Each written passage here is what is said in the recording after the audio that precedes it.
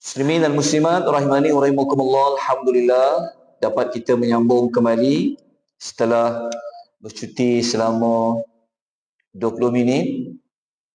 Jadi pagi ni kita sambung ayat yang kelima dan keenam.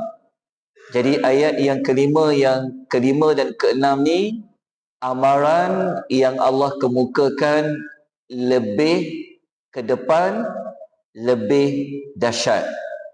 Kita telah pelajari ayat nombor 3, iaitu Allah memberi amaran kedahsyatan apabila bangkit daripada ayat nombor 3 ketika di alam kubur, ayat nombor 4 bangkit daripada kubur.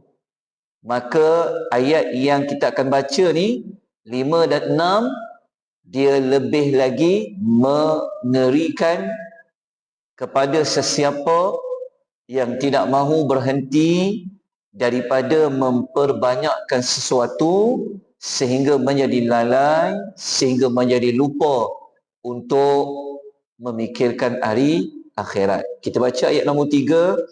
A'udzu billahi minasyaitonir rajim. Ayat kelima. كلا لو تعلمون علم اليقين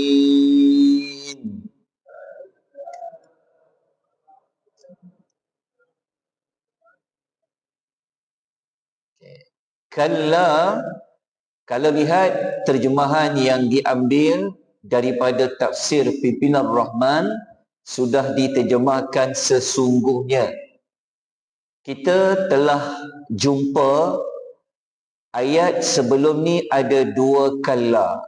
Ayat 3 ada kalla yang pertama, ayat yang keempat pun kita jumpa kalla yang kedua, yang telah pun diterjemahkan sebagai jangan sekali-kali.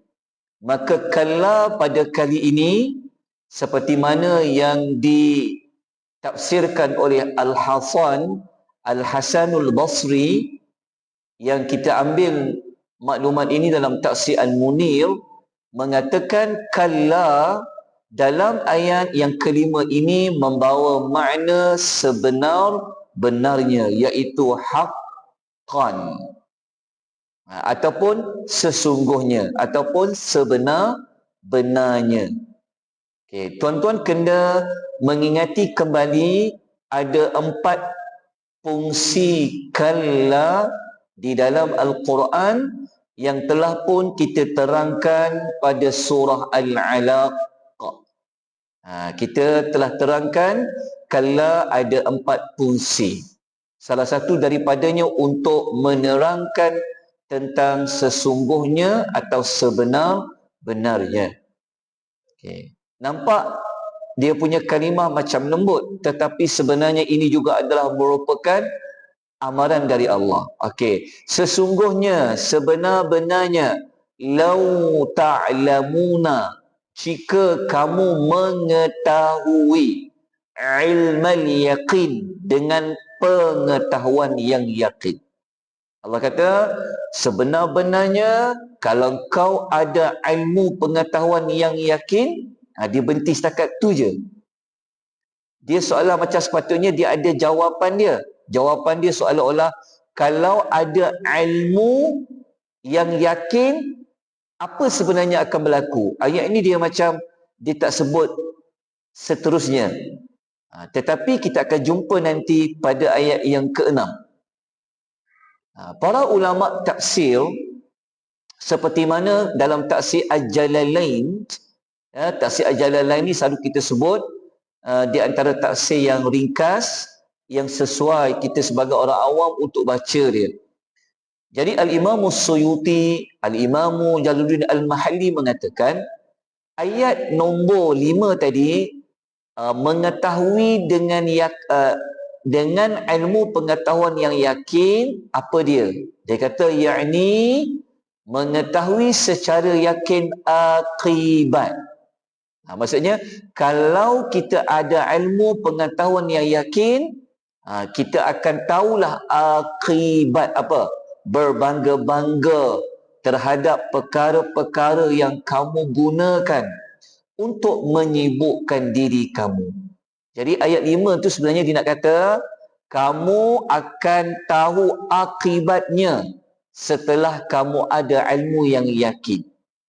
Okay, nak faham lagi? Saya nukilkan ulasan Dr. Wahbah Az-Zuhaili mengatakan dalam Tafsir Al-Munir, jika kamu mengetahui dengan pengetahuan yang yakin, pasti kalian tidak akan dilalaikan dari memikirkan akhirat dan mempersiapkan bekalan untuk ke akhirat.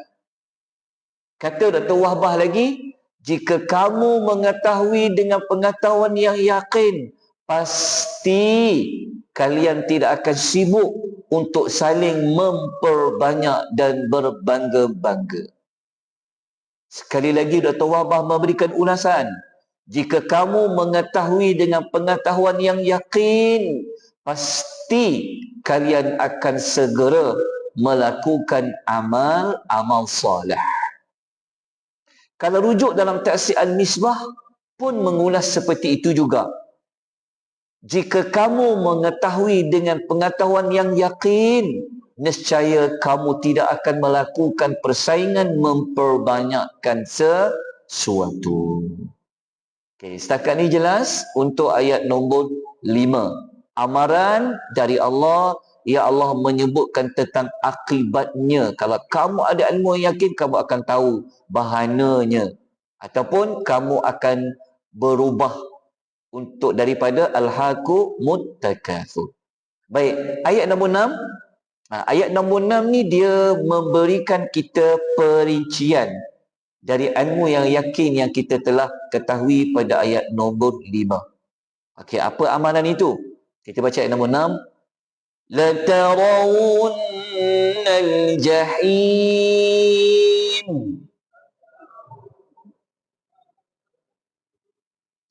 La, huruf lam berbaris di atas la, nescaya ataupun pasti ataupun benar-benarlah kamu akan melihat al-jahima, iaitu neraka al-jahim. Ayat nombor 6 Allah kata pasti kalian semua akan melihat neraka al-jahim. Okay. Para ulama tafsir berbeza pandangan dalam memberi ulasan terhadap ayat nombor 6 ni. Ada dua tafsiran. Dua tafsiran ini dibahas oleh para ulama tafsir. Nombor 1, ada sebahagian ulama tafsir mengatakan ayat nombor 6 ini Allah sasarkan kepada semua. Maksudnya Tuhan kalau kepada semua membawa maksud apa? Semua daripada kita akan melihat neraka al-jahim. Boleh faham semua? Semua ni dia tak khusus bagi orang kafir saja. Maknanya dia kafir ke, dia mukmin ke dan sebagainya, semua daripada kita akan melihat neraka al-jahim. Pendapat kedua kata ayat ini sebenarnya Allah sasarkan, Allah tujukan khusus untuk orang yang kafir. Orang yang kafir sahaja dia akan melihat neraka al-jahim. Okay. Pendapat pertama, jika para ulama kata ayat ini Allah sasarkan kepada semua, maknanya kita semua akan tengok neraka. Tengok macam mana? Tengok semasa kita melintas di atasnya. Melintas di atasnya. Kalau ayat itu Allah sasarkan khusus untuk orang kafir, melihat dekat situ bukan melihat je, tetapi juga akan merasakan azabnya. Okay. Pendapat pertama ni saya tunjukkan di antara tafsir yang memberikan ulasan seperti itu, seperti yang disebut oleh dalam Taisir Al-Karimur Rahman, mengatakan ayat nombor 6 itu yakni kamu akan benar-benar mendatangi hari kiamat dan kamu akan melihat neraka jahim yang Allah sediakan untuk orang-orang yang kafir. Maknanya kalau dia tak kafir pun, dia beriman pun, dia akan tengok neraka jahim tu. Neraka jahim tu Allah sediakan untuk orang yang kafir. Okay, tengok macam mana? Bila tengok tu, ketika melintas di atas neraka. Bila melintas tu? Okey, melintas tu sebenarnya adalah ketika kita nak seberang, nak pergi ke syurga. Ni dia panggil orang selalu sebut apa? Titian sirat tu. Titian sirat tu, titi tu, bawah tu ada api neraka sebenarnya. Jadi untuk maklumat ni kita tengok dulu rujukan, sebab kita tak boleh mengandaikan sesuatu tanpa ada fakta. Okey, dalil dia dalam surah Maryam, ya, ayat 71-72, Allah ada menyebutkan wa im minkum illa wariduha. Allah kata tidak ada seorang pun antara kamu melainkan akan sampai kepadanya. Allah kata tak ada seorang pun dari kita melainkan dia akan sampai kepadanya. Sampai apa? Sampai kepada titian sirat tu. Lepas tu ayat yang 70-72 surah Maryam kata apa? Summa nunajjil ladzi nattaqau. Kami selamatkan orang-orang yang bertakwa. Jadi ayat ni ada para ulama tafsir mengatakan ia merujuk kepada titian sirat yang kita akan sampai kepadanya. Okey, siapa yang kata titian itu bawahnya api neraka? Kita rujuk dalam hadis riwayat Muslim. Tengok sabda Nabi SAW. Nabi kata, hadis ni panjang, saya ambil yang kat hujung tu. Hadis tu, Nabi SAW bersabda, kemudian al-jisru dibentangkan di atas neraka Jahannam. Pada saat itulah syafaat akan diberikan. Mereka berkata, ya Allah, selamatkanlah, selamatkanlah. Mereka itu merujuk kepada para nabi. Para nabi ini, mereka hanya mampu mengatakan apabila setiap umat dia lintas, dia kata apa? Salim, salim. Dia kata selamatkanlah, selamatkanlah. Ada seseorang bertanya kepada Nabi waktu Nabi terang tentang titian tu. Nabi kata, ya Rasulullah, apa sebenarnya maksud al-jisru itu? Baginda SAW menjawab, ia adalah tempat yang licin dan menggelincirkan. Jadi titian sirat tu Allah akan letak di bawahnya api neraka. Maknanya orang lintas titian sirat tu dia akan melihat apa? Di bawahnya api neraka. Ciri dia kedua, dia sangat licin. Dan hadis tu kata lagi, dalam neraka tersebut, di bawah titian tu, ada besi yang berpengait dan bergerigi. Nabi bagi sahabat faham, macam ada satu pokok sa'dan yang berduri yang terdapat di dataran tinggi. So dia ada duri, dia ada pengait, akan tarik orang yang berjalan di atas titian tu. Lepas tu Nabi pun terang, ada orang dia lalu titian itu sekelip mata sampai dekat seberang. Ada orang macam kilat, ada orang macam angin, ada orang macam burung, ada orang seperti kuda yang berlari kencang, dan ada yang seperti unta. Nabi kata dalam ramai-ramai itu ada yang selamat, ada yang selamat juga, tapi badan-badannya telah luka. Kenapa? Kena ada kait tu. dan ada yang langsung terlempar ke dalam neraka Jahannam. Okay.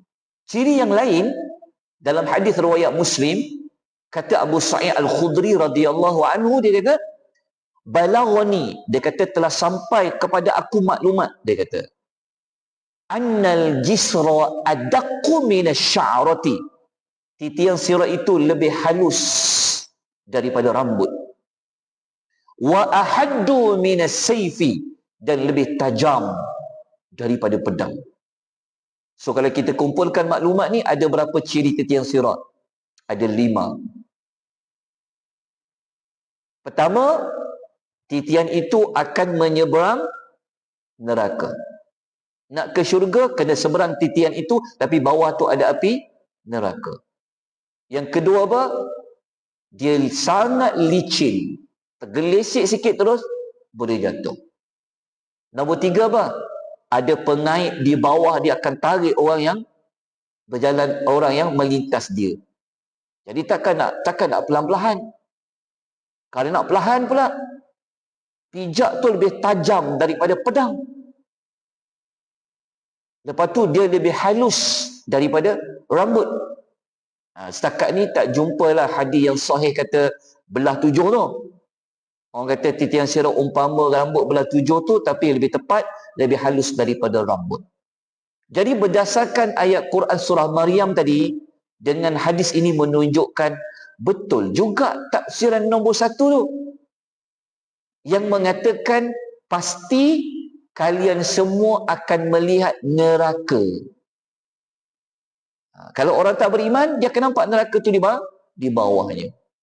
Dan tafsiran yang kedua kata melihat dekat situ, maksudnya adalah merasakan azabnya.